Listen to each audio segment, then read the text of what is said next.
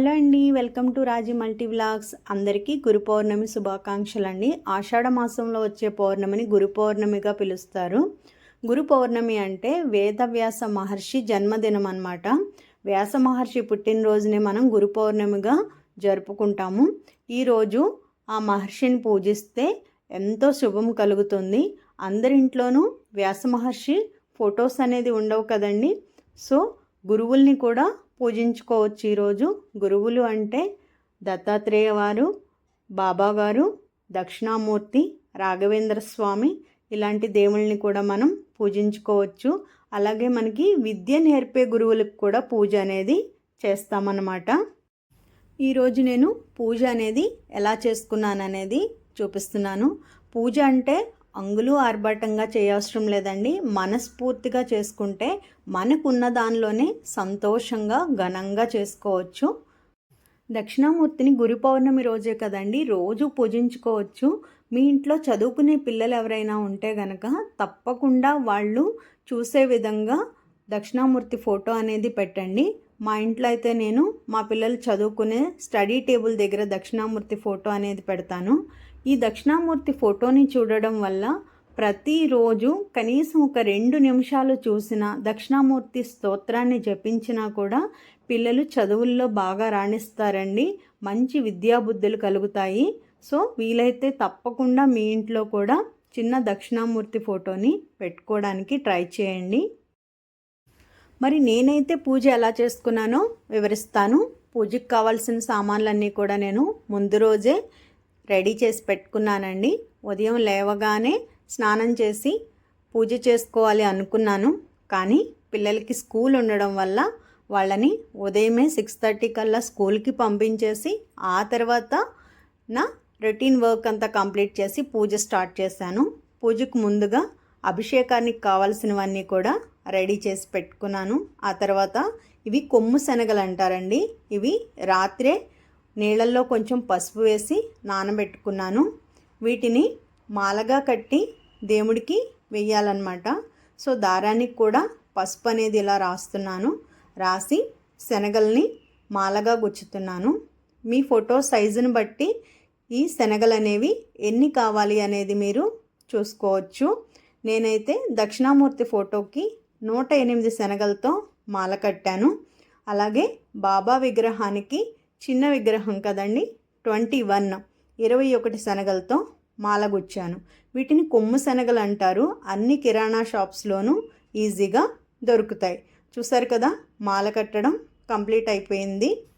పూజ కోసమని కొన్ని శనగలు ఉంచానండి. అలాగే మరికొన్ని శనగల నైవేద్యం కోసమని ఉడికించి పెట్టాను.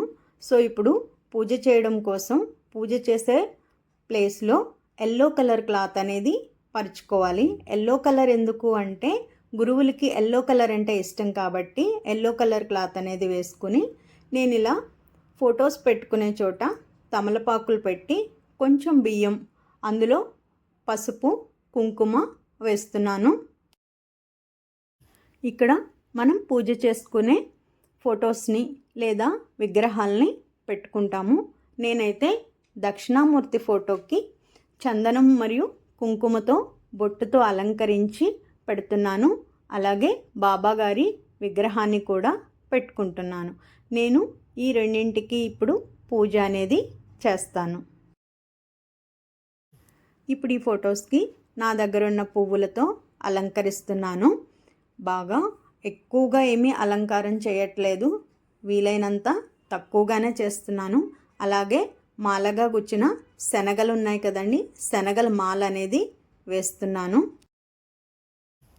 నెక్స్ట్ గురు పౌర్ణమి రోజున గురువులకి 5 దీపాలు అనేది పెట్టుకుంటామండి. అందుకోసం నేను ఇక్కడ 5 తమలపాకులను వేసి అందులోని మట్టి ప్రమిదలు లేదా ఇత్తడివి మీ దగ్గర ఏ ఉంటే అవి, నేనైతే ఇక్కడ మట్టి ప్రమిదలకి చందనము మరియు కుంకుమతో బొట్టు పెట్టి ఇక్కడ పెట్టుకుంటున్నాను. ఇందులో ఆవు నెయ్యి వేసి ఒత్తి వేసి దీపం అనేది పెడతామన్నమాట. ఆవు నెయ్యితో దీపారాధన చేస్తే చాలా మంచిది. ఈ 5 దీపాలే కాకుండా నిత్యం మనం పూజ చేసుకుంటాం కదండి, మరొక 2 దీపాలు అవి కూడా పెడుతున్నాను. గురు పౌర్ణమి రోజు గురువుల పాదాలకి పూజ అనేది చేయాలన్నమాట. నా దగ్గర గురు పాదాలు లేవు, అందుకని నేను ఇలా ఆకు మీద విభూదితో పాదాలు అనేది డ్రా చేసుకుంటున్నాను. సూపర్గా ఏమీ డ్రాయింగ్ చేయలేను నేను, నాకు వచ్చినట్టుగా పూజకి పనికొచ్చే విధంగా నేను డ్రా అనేది చేసుకొని పూజలో పెట్టుకుంటున్నాను. మరి ఇప్పుడు ఇంకా పూజను స్టార్ట్ చేద్దాము. ముందు ఏ పూజ చేయాలన్నా గణపతికి పూజ చేయాలి కదండి. సో ముందుగా నిత్య దీపారాజనలో భాగంగా గణపతికి పూజ చేస్తున్నాను. ఆ తర్వాత గురువుల దగ్గర పెట్టుకున్న 5 దీపాలను కూడా వెలిగిస్తున్నాను.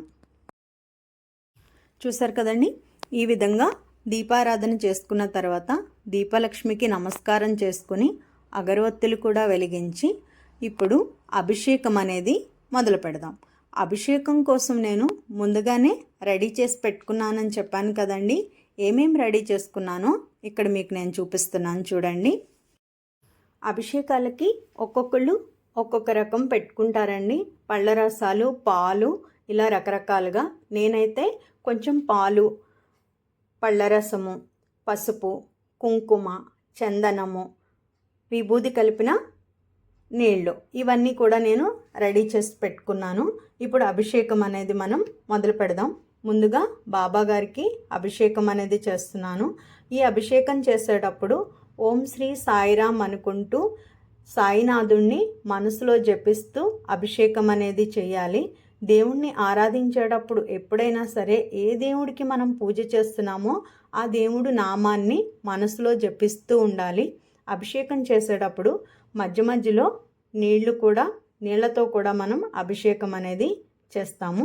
ఇక్కడ చూపిస్తున్నాను కదా, ఈ విధంగా నేను రెడీ చేసుకున్న పాలు, పళ్ళరసము, పసుపు, కుంకుమ, చందనము, విభూది మొత్తం అభిషేకం అనేది కంప్లీట్ చేసుకున్న తర్వాత మళ్ళీ బాబా గారిని నీట్గా నార్మల్ వాటర్తో క్లీన్ చేసి తడి లేకుండా శుభ్రంగా తుడిచి మళ్ళీ యథాస్థానంలో పూజ కోసం అనేది సిద్ధం చేసి పెట్టుకున్నాను. బాబాగారి పాదాలను కూడా పూజలో పెట్టుకుంటున్నాను.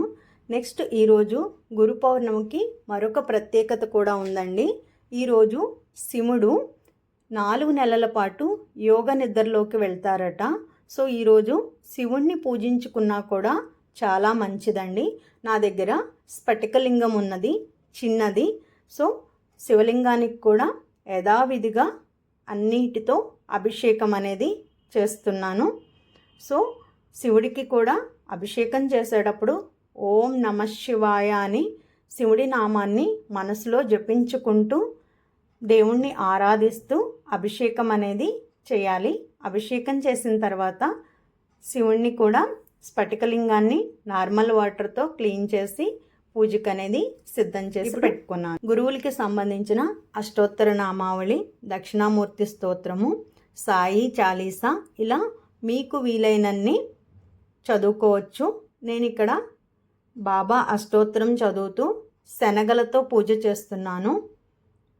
ఓం శ్రీ సాయిరామ్ అనుకుంటూ బాబా అష్టోత్తరాలు చదివి పూజ చేసి ఆ తర్వాత తాంబూలం అనేది బాబాకి సమర్పిస్తున్నాను.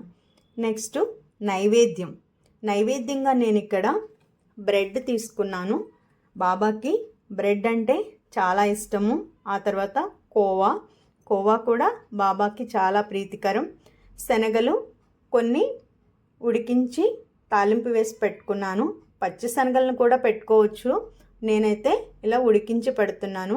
ఈరోజు నేను పోహా చేశాను, బాబా కోసం పోహా పెడుతున్నాను. అలాగే పొటాటో కర్రీ చేశాను.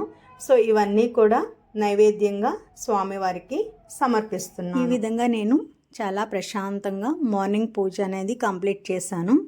ఈవినింగ్ పిల్లలు స్కూల్ నుంచి వచ్చిన తర్వాత స్నానం చేసి దేవుడి దగ్గర కూర్చుని దక్షిణామూర్తి శ్లోకం అనేది చదవడం జరిగింది.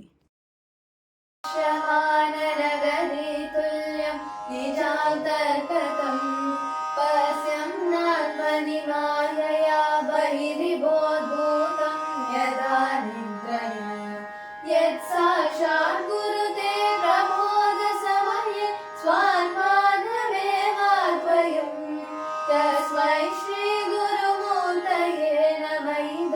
श्री दक्षिणा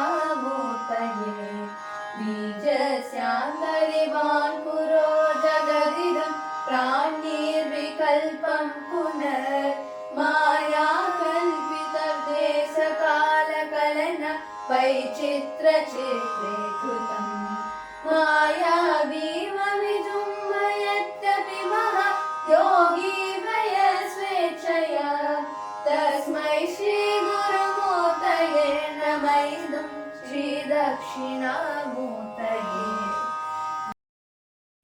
వీడియో లెంగ్త్ ఎక్కువైపోతుంది అని నేను ఫుల్ వీడియో పెట్టట్లేదండి.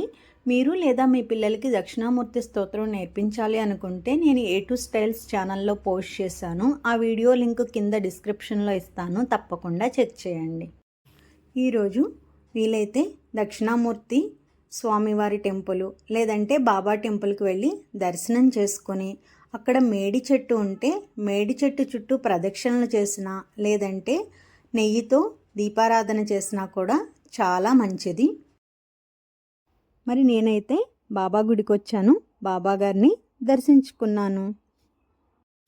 చూశారు కదండి, నేను ఇంట్లో ఏ విధంగా గురు పౌర్ణమి పూజ అనేది చేసుకున్నానో మరి మా పిల్లలు కూడా వాళ్ళ గురువుల్ని పూజించారు. వాళ్ళు ఎలా పూజ చేశారో గురువులకి తెలుసుకోవాలనుందా? అయితే నెక్స్ట్ వీడియో కోసం వెయిట్ చేయాల్సిందే.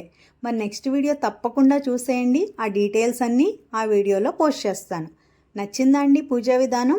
నచ్చితే ఒక లైక్ చేయండి, ఛానల్ని సబ్స్క్రైబ్ చేసి సపోర్ట్ చేయండి. మళ్ళీ మరొక మంచి వీడియోతో మళ్ళీ కలుద్దాం. అప్పటి వరకు bye bye. Thank you for watching.